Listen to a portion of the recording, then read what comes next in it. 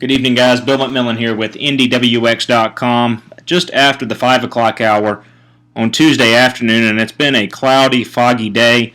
Obviously, we did have the light freezing rain and freezing drizzle that really made a mess on the roadways earlier this morning, in particular from that I-70 corridor and points south. Thankfully, the temperature did rise just enough to alleviate some of those issues as we went through the course of the late morning on into the afternoon. But overall, it's just been a very cloudy, foggy, drizzly, cold day. And temperatures at this hour are running 10 degrees below where you would expect them to be for this time of the year at the 5 o'clock hour. So definitely a cold, just raw day on tap. We do think some good news is that some drier air will slowly move in here later on tonight through the day. Tomorrow we'll probably start with cloudy, foggy conditions Wednesday morning, but we think as we move into the afternoon hours we'll introduce some sunshine back into the forecast. It'll still be a chilly day as highs top out around the 40-degree mark.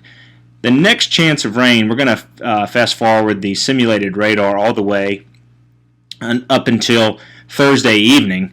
That will be when we introduce the next chance of light showers into your forecast, Thursday afternoon, Thursday evening. Not a big deal, but some scattered showers can be expected in between that 6, 7 o'clock time period and really on into the night Thursday. And the other thing we want to keep an eye on, too, is obviously this freezing line here.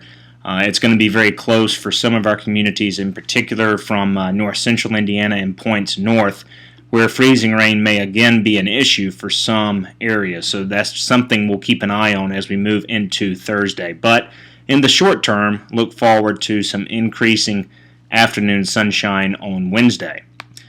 As we go into the weekend, we've got some conflicting model data. The GFS and Canadian data suggest anywhere from an inch to an inch and a half of rainfall across our area. The European keeps things rather suppressed and doesn't really bring the heavier precipitation north. We think the GFS and Canadian have a better handle on things in regards to rainfall amounts in that Friday to early Saturday time period. Somewhere around an inch is what we're going to go with right now.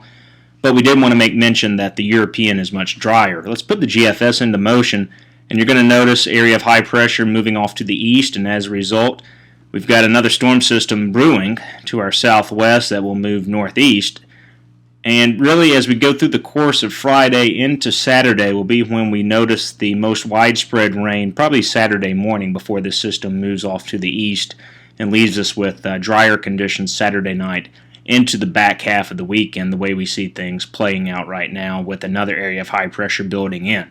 So, as we mentioned, the Canadian is very bullish as well on rainfall amounts coming in right around an inch across southern and central Indiana.